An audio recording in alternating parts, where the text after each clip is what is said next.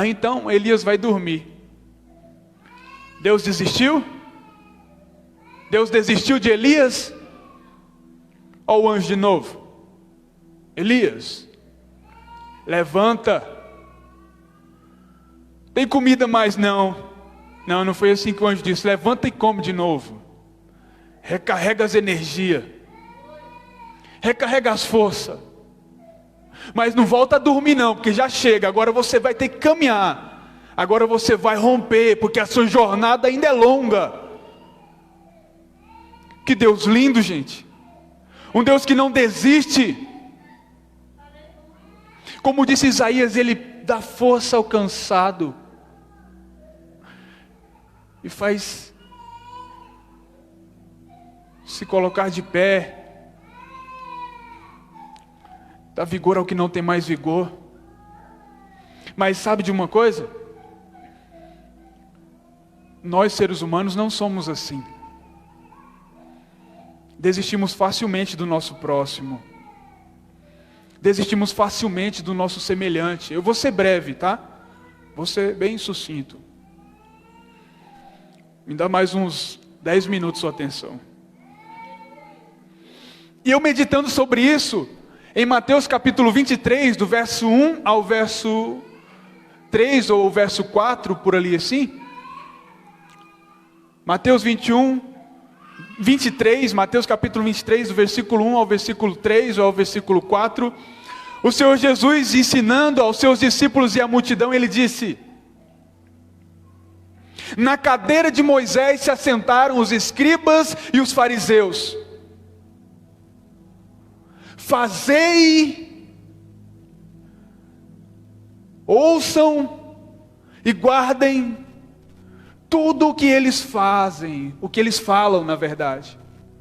Mas não os imitem nas suas obras, porque eles falam, mas não faz.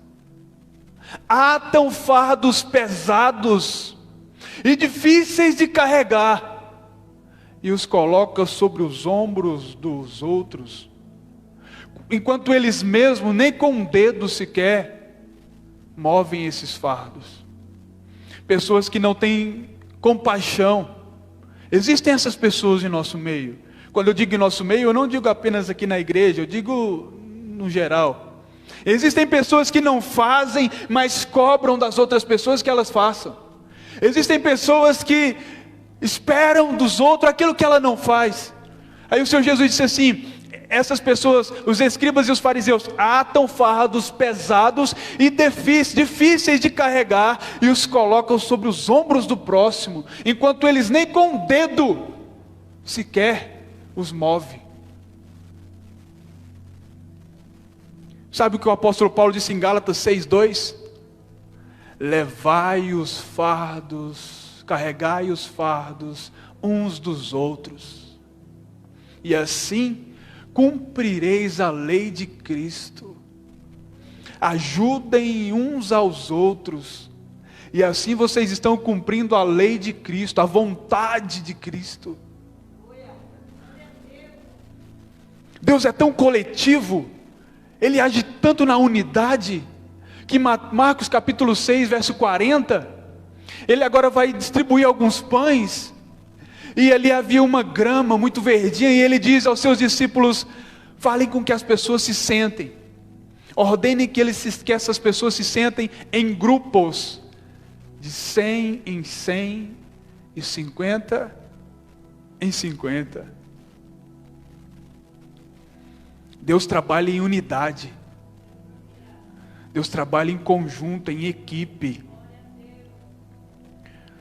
Levem os fardos uns dos outros, e assim vocês estarão cumprindo a lei de Deus. Mas,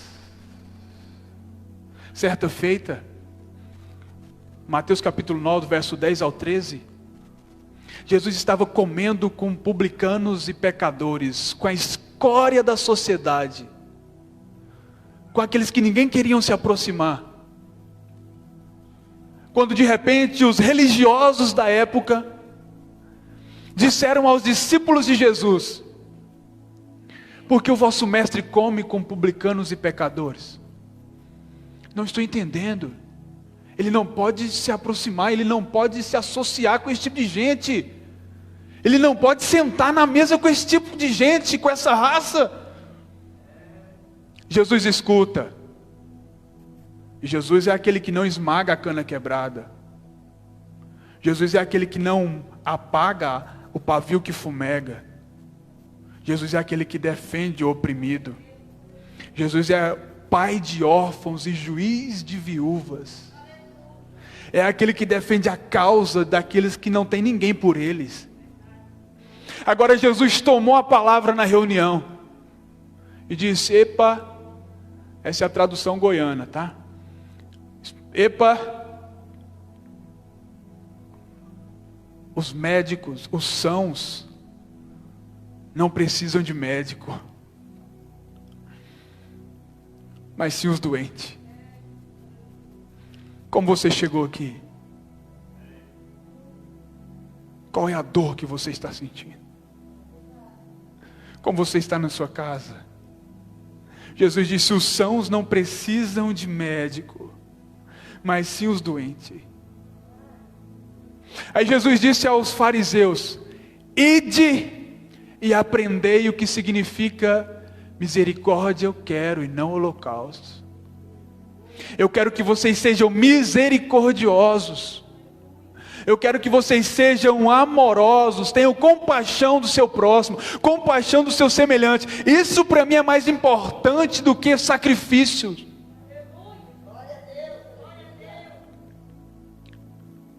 Porque eu não vim chamar justo ao arrependimento, versículo 13. Porque eu não vim chamar justo ao arrependimento, mas sim pecadores.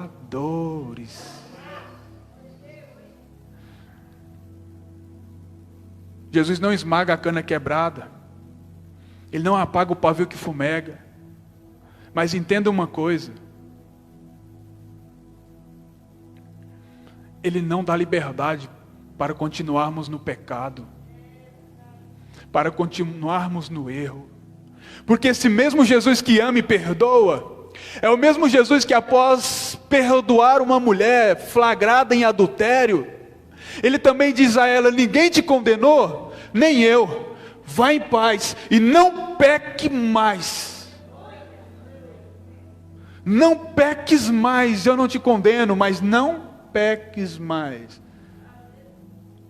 Esse Jesus que não esmaga a cana quebrada e não apaga o pavio que fumega, é o mesmo que curou um paralítico do tanque de Betesda há 38 anos naquele lugar, e mais tarde o encontra no templo e diz: olha que já está curado, não peques mais, para que não aconteça nada pior.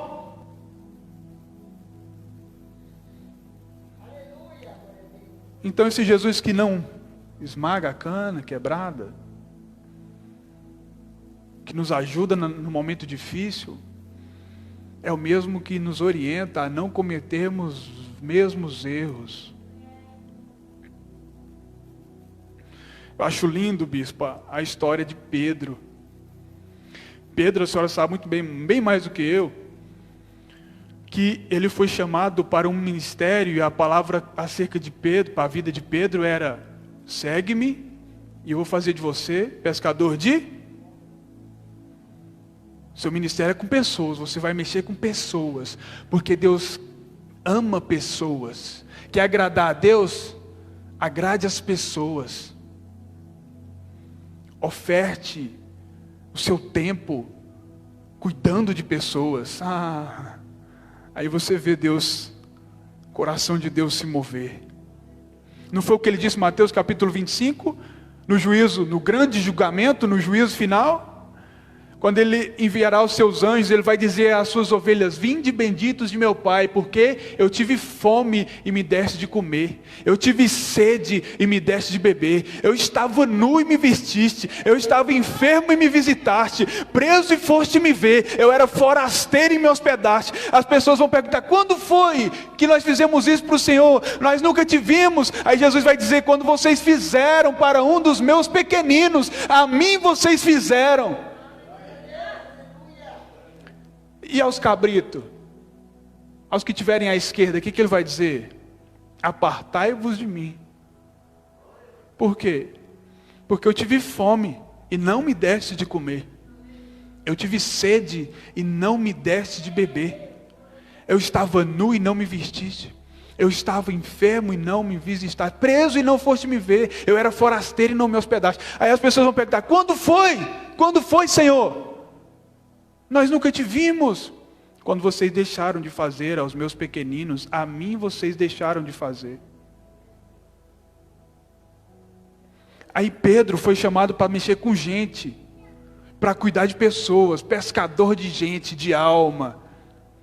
Só que em um certo momento, quantos querem que eu pare? Ai, graças a Deus. Uma vez não deu certo, não.